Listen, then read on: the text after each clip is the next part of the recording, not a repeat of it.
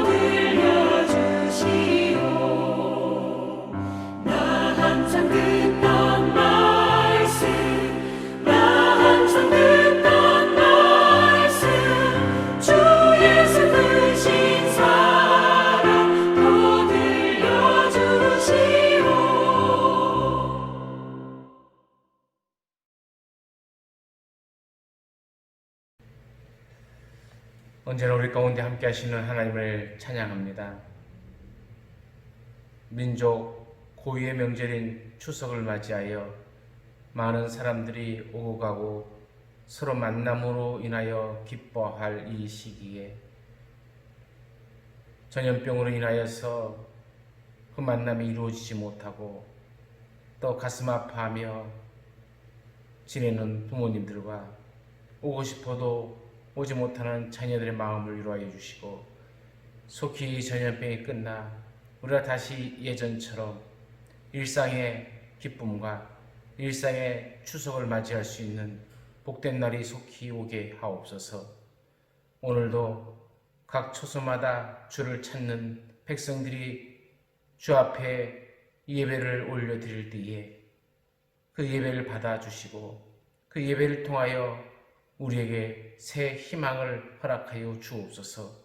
가정마다 주께서 이루시고자 하시는 거룩한 뜻을 이루어 가게 하여 주옵시고 전염병을 핑계 삼아 신앙을 잃어버리고 신앙과 점점 더 멀리 떠나가지 않도록 그 모든 일을 핑계대지 않는 우리의 신앙이 될 수 있도록 날마다 내 자신을 점검하며 신앙에 힘쓰는 자녀들이 되게 하옵소서.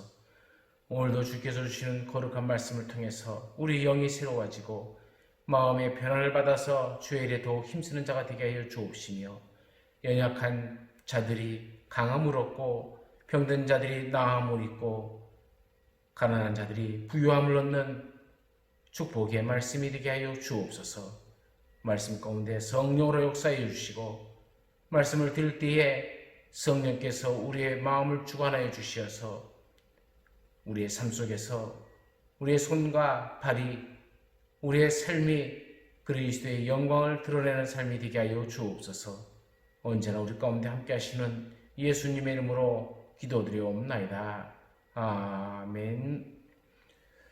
오늘 계시는 우리 주님의 말씀은 요한복음 20장 26절에서 29절까지의 말씀입니다.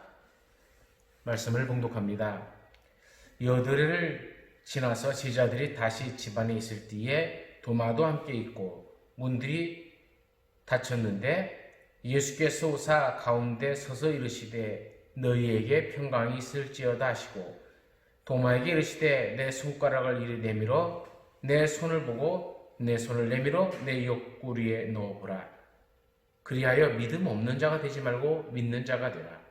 도마가 대답하여 이르되 나의 주님이시요 나의 하나님이시니이다. 예수께서 이르시되 너는 나를 본고로 믿느냐? 보지 못하고 믿는 자들은 복되도다 하시니라. 성도님들 잘 지내고 계시지요? 올해 추석은 참 여러 가지를 생각하게 합니다.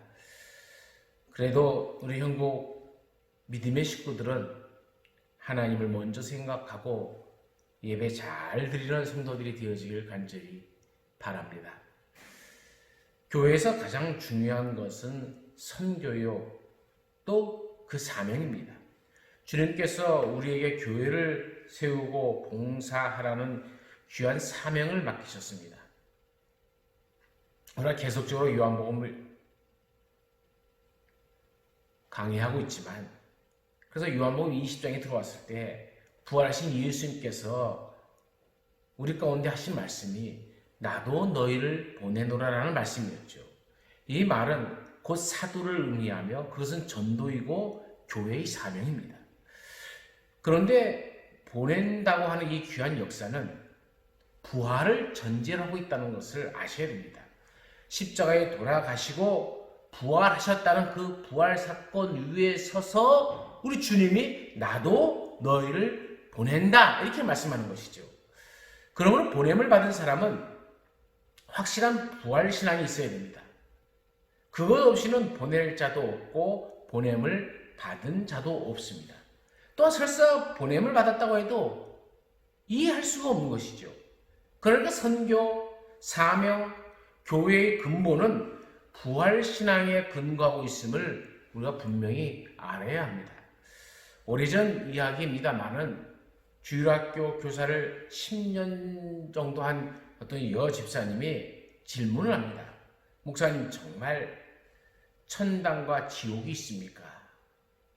지금 더 이상 설명하려 하지 마시고 간단하게 있느냐 없느냐 그것만 대답해 달라는 얘기였죠. 왜 이런 질문을 하는지 제가 되물었습니다. 그때 그분이 말하기를 이 세상에 복잡한 문제가 많다는 거죠.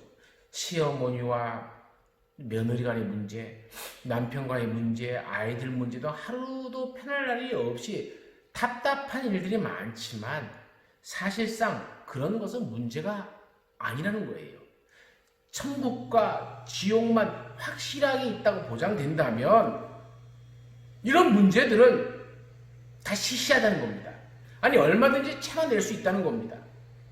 정말 중요한 말이죠.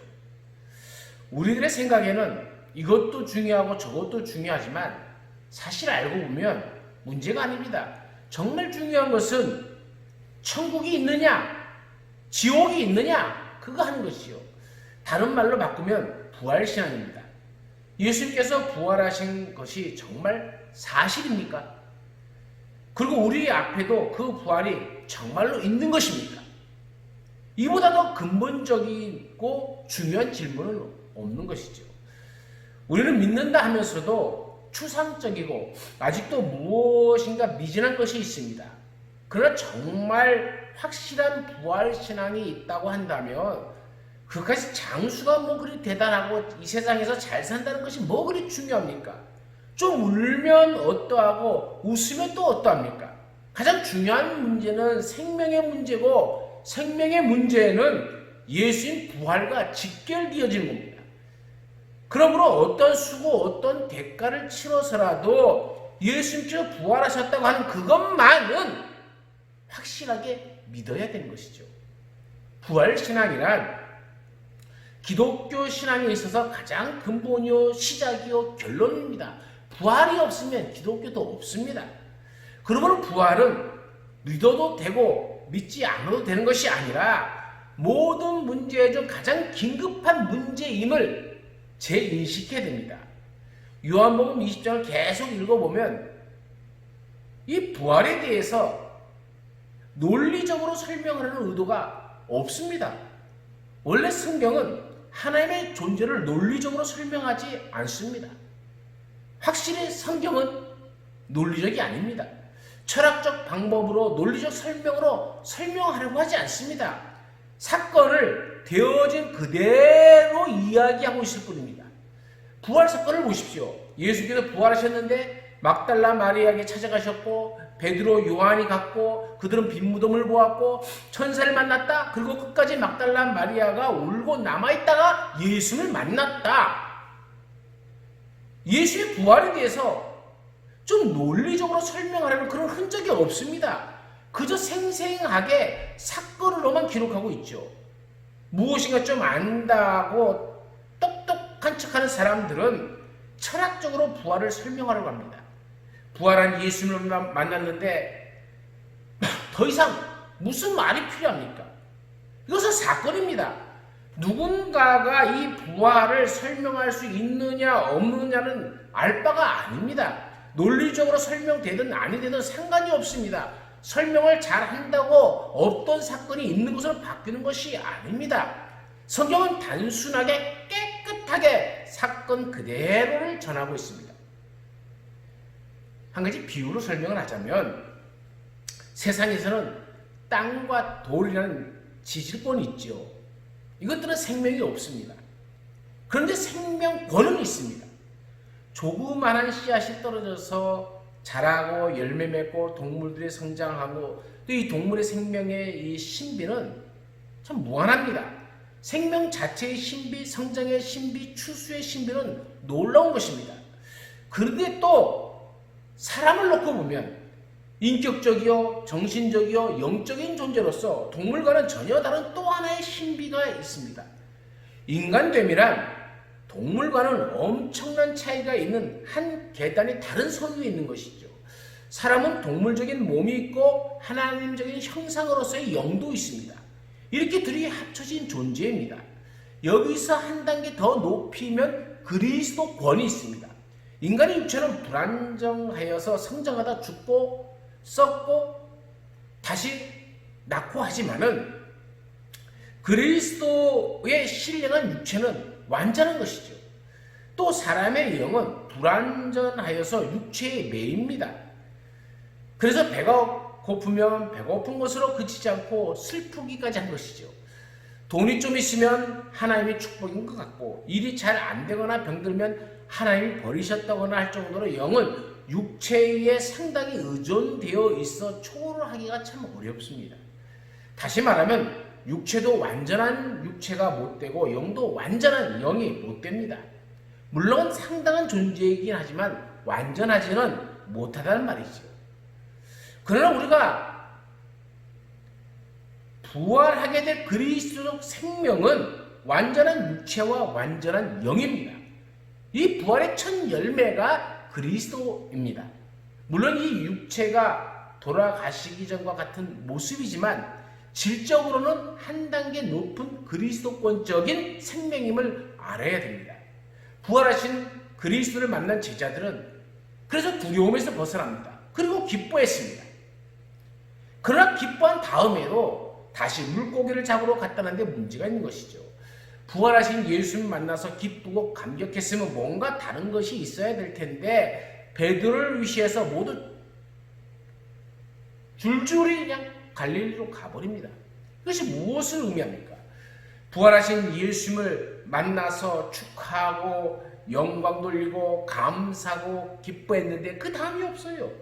후속 조치가 없단 말입니다. 바꾸어 말하면 그 사건과 나와의 관계가 생기지 않았다는 뜻입니다. 여기에 플러스 알파인 성령이 있어야 됩니다. 성령의 역사가 있어야 비로소 그 사건이 내 사건이 되어지고 마침내 그 사건을 위해서 내 생명을 바치는 그런 증인이 될 수가 있는 겁니다. 성령의 역사가 있어야만이 그리스도의 십자가가 내 죽음이고 그리스도의 부활이 나의 부활이라는 이 연관성을 갖게 되어진다는 것이죠. 사건을 만난다는 것, 즉 눈으로 보고 손으로 만졌다는 것만으로는 증인이 될 수 없습니다. 반드시 성령의 역사가 있어야 된다는 겁니다. 그래야만 역사적 사건이 신앙 사건으로 바뀌어지는 것이죠. 그래서 예수님은 말씀하시기를 성령을 받으라 이렇게 말씀하신 거죠. 그래야 중생의 역사가 일어납니다. 에스겔서 37장의 말씀에 봐도 골짜기에 많은 뼈들이 많이 있는데 하나님이 생기를 불어넣어 뼈들이 다시 살아나는 것을 봅니다.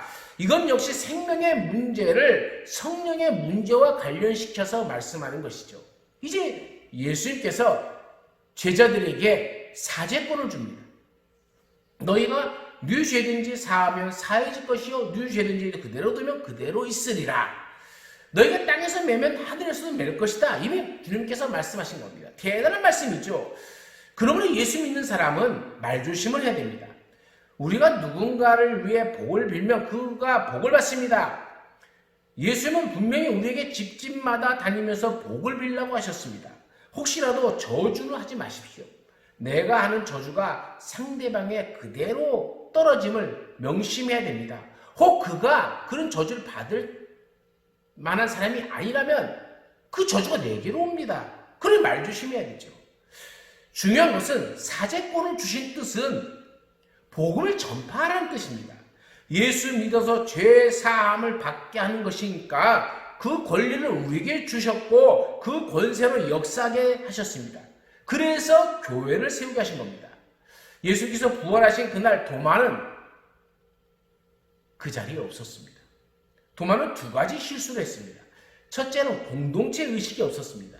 죽든 살든 같이 있어야 되고 어려울 때는 같이 함께 있어야 되고 같이 먹고 같이 나누고 해야 되는데 혼자 개인 행동을 합니다. 그리고서 이제 와서 부활하신 예수님을 믿지 못하겠다라는 것이죠. 두 번째는 다른 제자들이 모두 예수를 보았다고 하면은 믿어야 했는데 믿지 않습니다. 이것은 나쁜 고집으로 다른 제자들을 바보로 만드는 것이죠. 내가 보지 못했어도 다른 사람이 봤다면 본 것으로 받아들여져야 되는데 반드시 내가 보아야만 한다는 사람, 답답한 사람입니다. 말이 안 통하는 사람입니다. 이런 사람들에게 걱정되는 것은 지옥도 자기가 직접 가봐야 알 수 있다. 천국도 가봐야 알 수 있다는 것이죠. 모든 경험은 사실 엄격히 말해서 단회적입니다. 똑같은 경험을 두 번 하는 일은 없습니다. 물리적인 자극은 비슷해도 횟수가 거듭되면 정신적으로 오는 느낌은 같을 수가 없습니다. 그런데 어떻게 내가 다 경험하겠다는 것입니까? 도마는 다른 제자들이 다 보았고 경험했다 해도 자기 눈으로 보아야 믿겠다, 손으로 만져봐야 알겠다, 이거 답답한 사람 아닙니까? 그런데 우리 주님의 자세 보세요. 주님의 태도를 보세요. 주님은 도마가 의심하는 것을 아시고도 도마에게 나타나셨어요. 도마야, 내 손가락을 이리 내밀어 내 손을 보고 내 손을 내밀어 내 옆구리를 넣어보라. 그래 하고 믿음이 없는 자가 되지 말고 믿는 자가 되라. 도마의 요구를 충족시켜줍니다. 그의 불신앙을 전혀 책망하지 않으십니다. 그의 약점과 잘못된 생각을 아시면서도 먼저 보라고, 먼저 만져보라고 그의 의심을 해결해 주시는 것을 볼 수가 있습니다. 이때 도마는 무릎을 꿇고 의심을 버리면서 고백을 합니다. 나의 주시며 나의 하나님이십니다. 많은 의심 끝에 참으로 귀한 고백을 하는 것이죠. 그래서 예수님은 마지막으로 너는 나를 본고로 믿느냐? 보지 못하고 믿는 자들이 복되도다 말씀하셨습니다. 이 말씀은 사실상 도마를 정면으로 충고하는 말씀이기도 합니다. 꼭 보아야 믿겠다고 하는데 보는 것처럼 미련하고 불완전한 것은 없다는 뜻입니다. 우리가 본다는 것은 불완전하며 주관적이며 일시적이며 가변적인 것입니다. 제가 아는 어떤 부인이 연세도 많이 드셨지만은 결혼한 지 일주일 만에 남편이 돌아가셨습니다. 그런데 임신이 되어 아기를 낳았어요. 세월이 흘러 그 아이가 장성해서 결혼을 하게 되자 그 부인은 자기가 결혼을 했던가 하는 생각이 들더라는 거예요. 아들이 있는 것을 보니 분명히 결혼을 했는데 일주일 만에 남편이 죽었으니 생각이 희미한 겁니다. 아무래도 현실이 아닌 것 같다라는 착각이 들더라는 겁니다. 보아도 소용없고 만져도 소용이 없으며 심지어 그 속에 경험해봐도 소용이 없는 거죠. 그러면 경험에 의존하겠다는 것처럼 잘못된 방법은 없습니다. 자신이 꼭 보고 만져야겠다는 미련한 도마에게 주님은 보여주시면서 그것은 좋은 방법이 아니다라고 충고하고 계십니다. 그러면 좋은 방법이란 무엇입니까? 오직 성령으로, 성령의 역사로, 그리고 순종으로 믿음을 얻는 것이죠. 가라 하시면 가보면 알 것이고, 행하라 하시면 행해보면 알 것이고, 끊으라 하면 끊어보면 알 것 아닙니까? 오직 성령과 성령과 순종으로 믿음을 가져야 됩니다. 예수를 믿은 지 20년이 30년이 돼서도 그렇게 기도하는 분이 있죠. 꿈에서라도 한번 예수를 보고 싶어하는 사람들이 있죠. 보아도 만져도 그것으로 해결되어지는 것이 아닙니다. 보지 못하고 믿는 자가 더 복되도다 하신 이 주님의 말씀을 기억하십시오. 이제도 우리는 본 자가 없으나 예수 그리스도가 나의 구주이심을 고백하는 모든 이들에게 천국의 문이 열려지고 하나님께서 베푸시는 복의 문이 열려지기를 간절히 축원합니다. 우리 가운데 함께 하신 하나님, 우리는 어리석어서 날마다 내 손으로 만지고 보고 경험해 봐야만 안다, 알 수 있다, 믿겠다라고 하지만 우리 주님은 보지 않고 믿는 믿음이 복되도다 하였습니다. 우리 모두도 하나님께서 이미 우리에게 주신 성경을 통해서, 우리 가운데 역사하시는 성령을 통해서, 또 우리의 삶의 순종함으로 말미암아 믿지 못하는 자가 아니라 믿는 자가 되어서 하늘 영생의 복을, 이 땅 순종의 복을 얻는 하나님의 자녀들이 되게 하여 주옵소서. 언제나 우리 가운데 함께 하시는 예수님의 이름으로 기도드리옵나이다. 아멘. 찬송가 220장을 부르시겠습니다.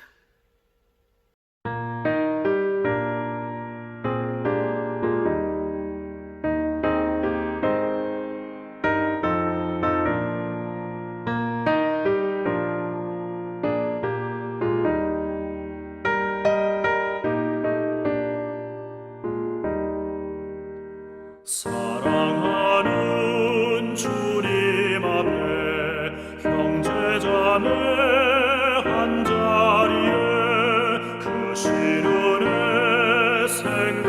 찬양하며 즐거운 찬송 부르네.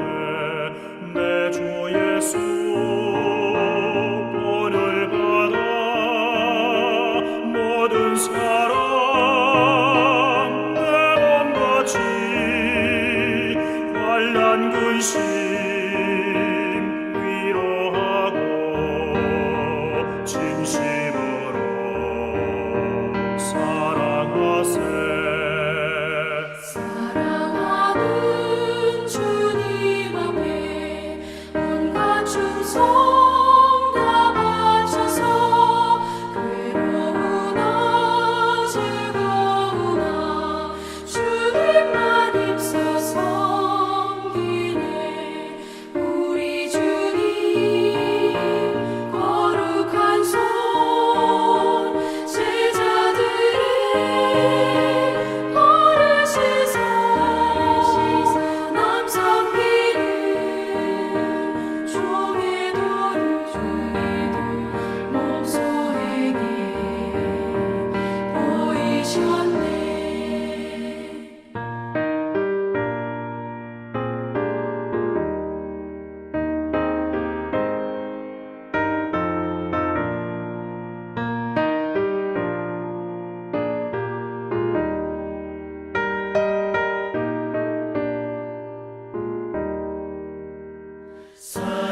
사랑하는 주님 예수 같은 주로 섬기나니 한 피바다 한 몸이군 형제여 친구들이여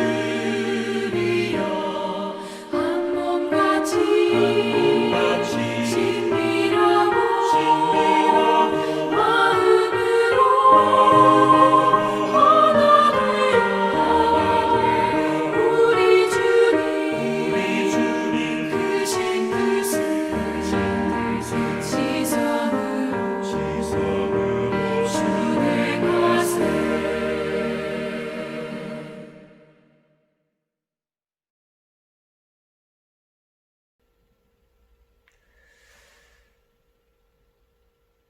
오직 성경으로, 오직 우리 가운데 역사하시는 성령의 역사로, 그리고 이 땅 살아가는 날 동안에 순종함으로 믿는 복된 자가 되기를 사모하며 세상을 향해 나아가는 주의 자녀들 머리머리 위에, 가정 위에, 우리 현고 교회 위에 우리 주 예수 그리스도의 한량없는 은혜와 하나님 아버지의 크신 사랑하심과 성령님의 교통하심의 역사가 영원토록 함께 있을지어다.